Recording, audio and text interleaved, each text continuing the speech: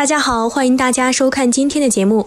佛陀曾说，世间没有不变化的，只有变化本身是永远不变的。有生必有死，这个世界没有不死的。就我们人类而言，从生下来那一刻开始，就是在一步步地走向死亡。在什么时候，在什么地方，怎么样死去，这些问题都是没有人可以预知的。有死于母胎中的胎儿，有刚刚出生就离世的婴儿，有才会爬行就离世的小孩，有死于少年的、青壮年的，还有衰老而死的，等等等等。阿舍离提波尊者说，让我们死掉的机会很多，让我们生存的机会却很少。火灾、水灾、毒药、强盗、野兽等都可置我们于死地。再看我们现在这个高度文明的时代，科学技术发达的时代，原子弹、导弹、毒气、军火、高速公路等等，这些都是可以夺走我们脆弱生命的源。今天小编就来和大家分享一篇小编在前不久在网上看到的文章，里面讲到了释迦牟尼佛对于观想死亡的珍贵开示。看完后小编感触颇深，希望此内容也能帮助到各位师兄们的修行。在开始今天的节目之前，还请大家点点订阅和小铃铛，点赞是对小编的最大支持，谢谢大家。死亡对任何人都不讲情面，不会延长富贵者的死期，也不会让痛苦的人早日离去。以往的帝王天子高高在上，威风凛凛，无数人呼他们为万岁，但是却没有几个活到100岁的，他们也只能一个接一个无奈的离世。权威、亲眷、臣子、财富、宫殿等都像泡影般的破灭，没有什么可以让他们永恒不灭。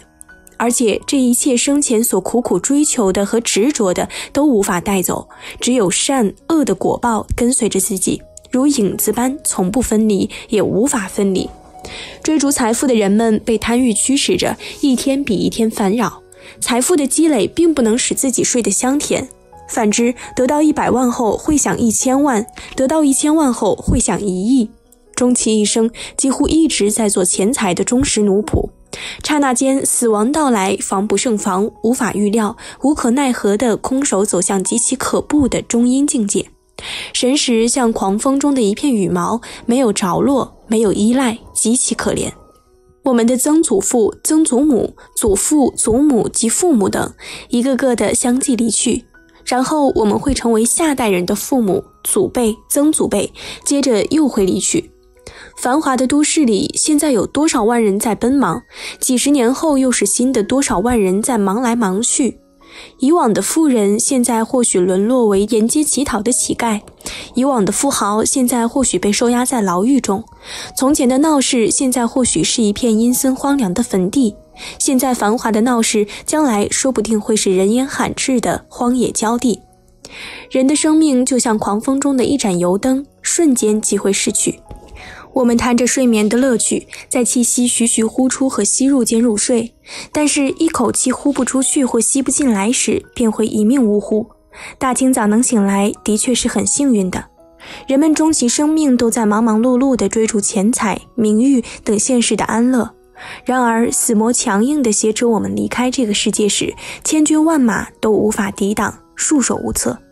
那时任凭将军的勇猛、英雄的威武、富商的钱财、学士的才华、美人的姿色，这些都不能使自己免于死亡。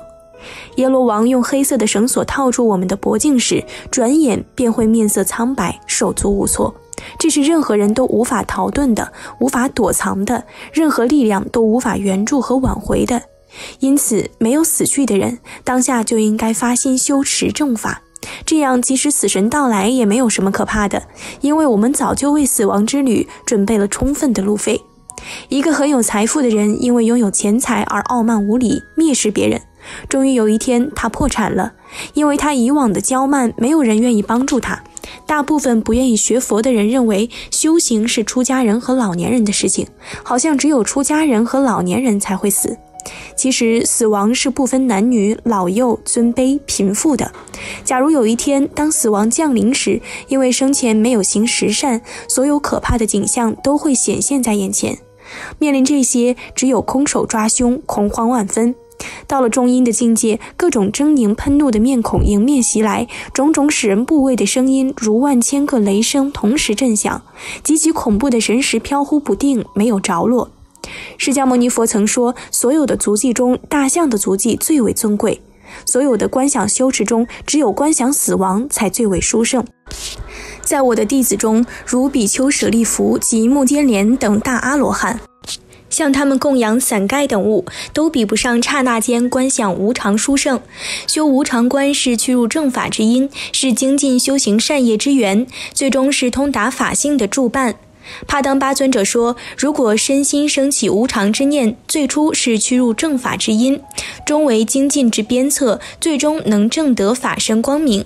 而在旧杂譬喻经中也记载了3个得道者相互询问得道的因缘。其中一个人说，有一次我在葡萄园中看到成熟的葡萄鲜亮熟美，挂在枝头十分美丽，但是被人采摘后满地一片狼藉。看到这些，顿时觉得世事都是如此的无常，我因此而悟道。另一个人说，有一回，我坐在水边想自己的心事，听到妇人用手清洗器皿时，手镯触碰器皿，因缘和合发出声响，我由此而悟道。第3个人说，我坐在池塘边上，见到水中的莲花美丽鲜艳，十分醉心。这时来了几十辆大车，人和马都下水去洗澡，他们将池塘里的莲花糟蹋得乱七八糟。我想，世间万物都如同这些莲花一样无常，因而悟道。为什么疯狂的人们充满了贪嗔痴的无穷力量呢？那是因为人们从来就没有考虑过死亡这个最大的结局意味着什么，也没有考虑过该用什么去品味死亡这个无法预料的最后晚餐。生意人会和别人说什么都可以商量，但死亡是容不得商量的，也是来不及商量的。因为可怜的是那些在临终的时候还念念不忘娇妻、爱子、财产以及地位的将死之人。然而死神却会在刹那间毁灭我们的生命，一下子就将我们推入另一个与生时截然不同的阴森恐怖的世界。修行佛法的人如果不明白无常的道理，纵使获得正法的传承，终将修行无果或者退失信心。真正明白死亡无常的修行人，对于现世的俗物会生出厌恶之心，如同见到令人作呕的残食一般。然而无知可怜的人们对无常和死亡毫无准备，依然用极其短暂的时光追寻梦幻泡影般的乐趣。从前，圣迦旃延尊者在一次托钵行乞时，见到一个人怀里抱着小孩，津津有味地吃一条鱼。这时，一只母狗跑来吃他丢在地上的鱼骨头，这个人便拿石块打在母狗身上。尊者用神通力观察，知道那条鱼是这个人死去的父亲转世，那只母狗是他的母亲转世，怀中所抱的小孩是他前世的仇人，因为果报使然，转世为他的孩子来索偿命债。迦旃延尊者感慨地说道：贪父肉打母，怀拥恶怨仇，妻食夫之骨，轮回法甚巨。我们今天的仇敌，来世或许成为伴侣和亲朋好友，这一世的亲眷朋友，转眼间也会成为仇敌。虽是父母兄弟，也会因为钱财等原因互相残害，纵使夫妻2人，也会因为名利受用而反目结仇。好多夫妻在没结婚以前彼此都很爱慕，但是婚后生活在一起，时间久了便产生矛盾，开始争吵。假如有一天丈夫或妻子突然离去，留下一个人悲痛的要命，在尸体边嚎啕大哭，后悔不已。眼泪和哭声是没有用的，所以应该知道怨与亲也是无常的，何必相互争吵呢？人生的苦乐是无常的，上半生享受荣华，到了下半世沦为乞丐。也有前半世贫困不堪，下半世享受安乐的，更有前半世做乞丐沿街乞讨，而下半世成为帝王的。世间有许多人学问渊博，能言善辩，而且拥有名利，但是到了体衰年迈时，先前所积的福德耗尽，思维不清，言行颠三倒四，被人取笑。往日的福德丧失殆尽，也有不学无术的人，上半生多造恶业，而下半生潜心修持正法而得成就。也有人修持不怎么样，没有思维死亡无常的可怖。若有施主或弟子供养顶礼时，自己得意忘形，认为我就是高僧大德大法师，心中升起了强烈的傲慢，这些都是修行人被魔鬼引诱，被世间八风所动的境界。这个时候应当思维死亡无常，明白这些现象都是幻觉，不要被假象所迷惑，应该忏悔自己的过失，谦下待人，不要忘记轮回的苦处，生厌离苦海的想法。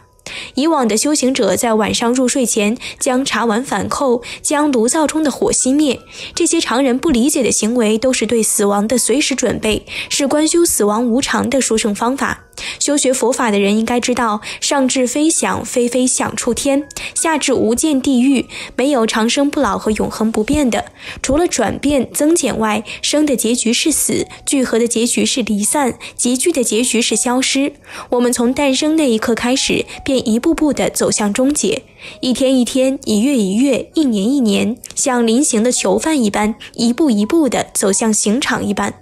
好了，今天关于释迦牟尼所开示的观修死亡的内容就和大家分享到这儿了。观修死亡无常，可以舍弃对现世名利的贪爱与执着，鞭策我们精进修持，远离嗔恨和愚痴，终将成就正觉。期待大家在下方评论区留下自己的心得体会，那我们下期节目再见。